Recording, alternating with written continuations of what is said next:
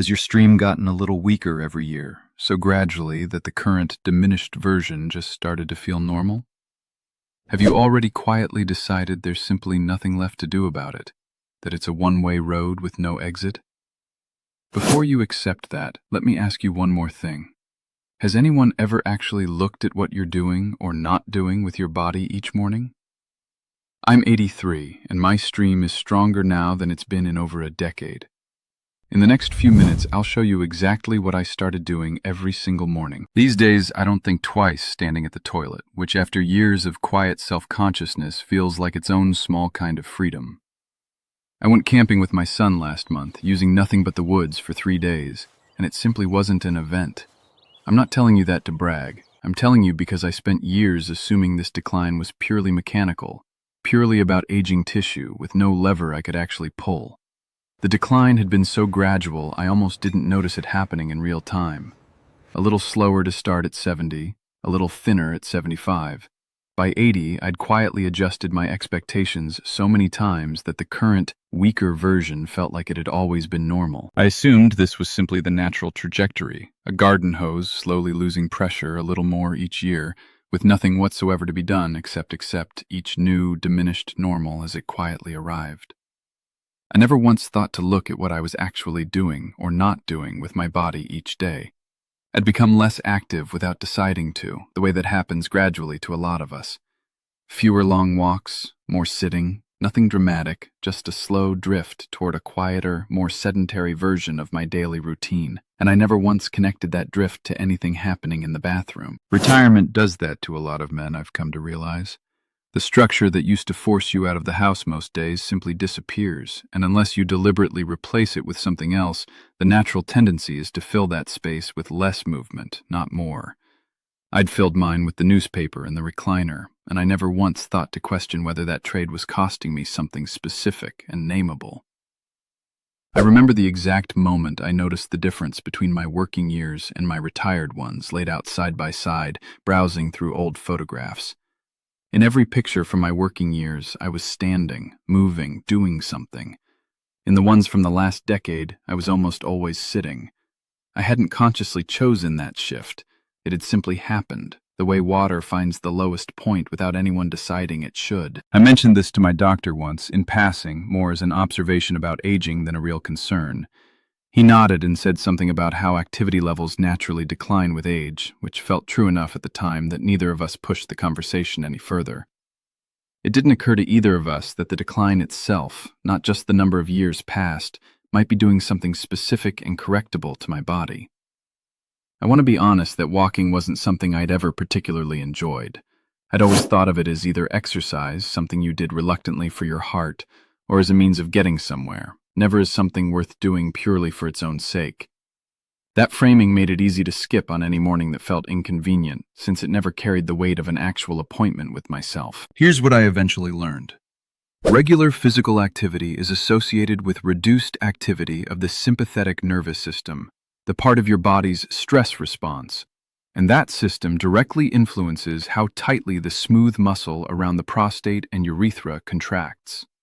Less sympathetic activation tends to mean less of that involuntary tightening, which translates directly into an easier, stronger flow. It's not that walking builds bladder strength directly, it's that it calms a stress response that was quietly working against you the entire time. That missing lever is exactly what reframed everything once I found it.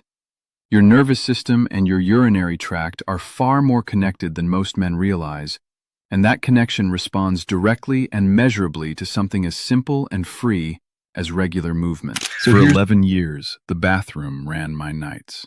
Up at midnight, up at 2, up again at 5, a weak little stream each time and never quite empty.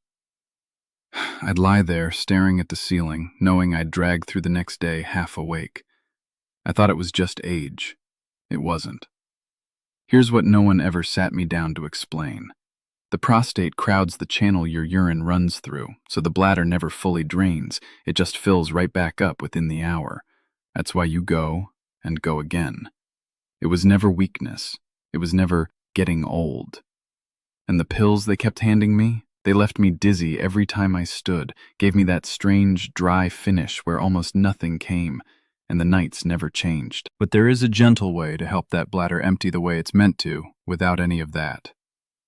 At 83, I finally sleep through the night again. I'll show you exactly what in this video, and if you want the simple support I personally use, there's a free presentation linked in the description below. So here's what I actually started doing. A walk every single morning, 20 to 30 minutes. Nothing intense, just consistent. There's a landmark study, the Health Professionals Follow-Up Study, that tracked over 30,000 men for years and found physical activity was inversely related to symptomatic enlarged prostate and the need for related surgery. The researchers specifically attributed the benefit to reduced sympathetic nervous system activity rather than any direct change in prostate size, since activity was more strongly linked to symptoms than to physical enlargement itself. I want to be precise about what that means. This isn't a claim that walking shrinks anything. It's a claim, backed by real research tracking real men over real years, that regular movement calms the nervous system tension that makes an already narrowed passage tighten further.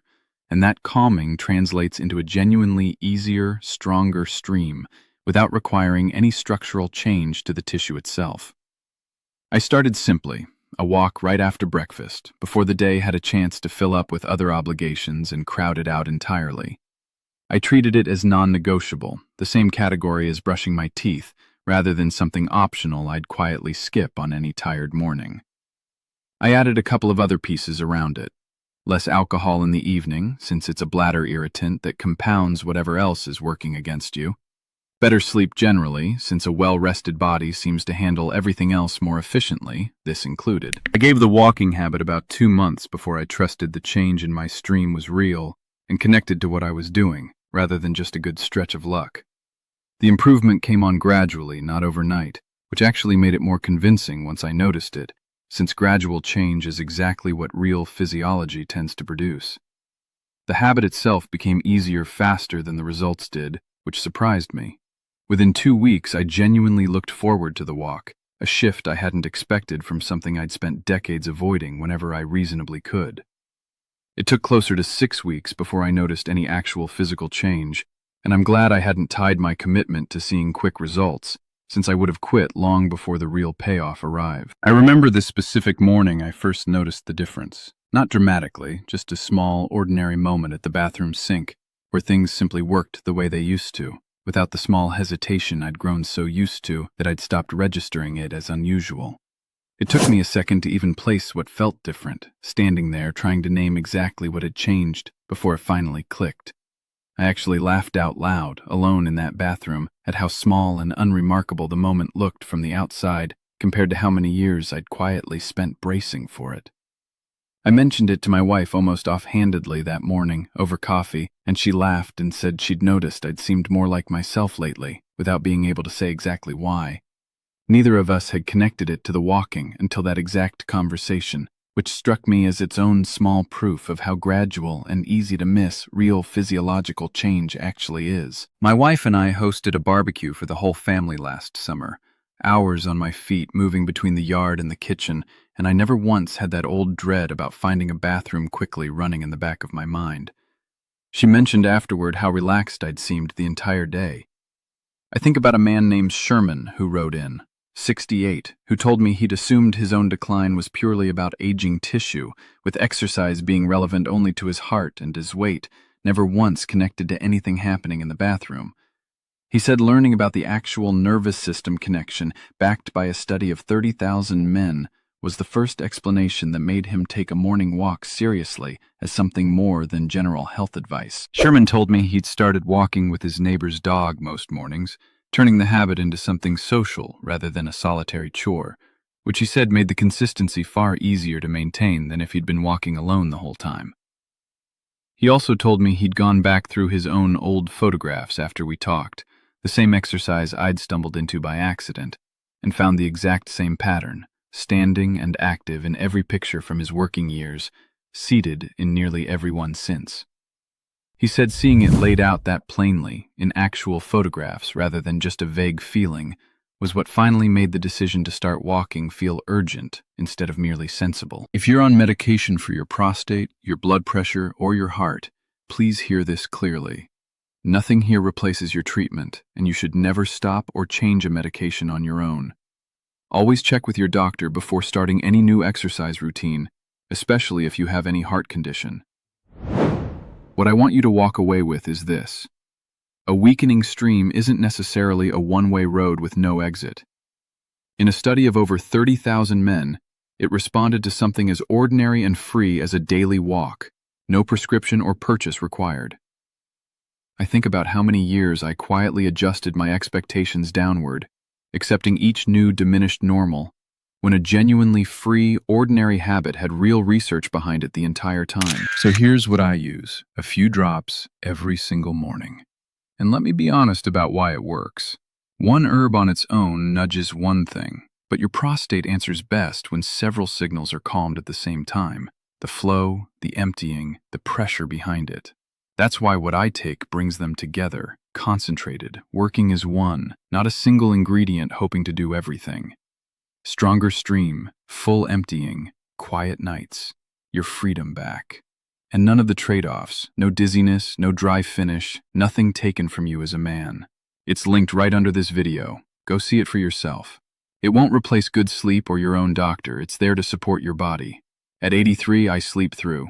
It is not too late for you. I think about the man I was, quietly accepting each new, weaker version of his own stream as simply the next stage of decline. And I think about the man I am now, who found an actual lever to pull. That's not vanity. That's dignity. Being the man who kept looking for a way to influence his own trajectory instead of the man who just accepted it.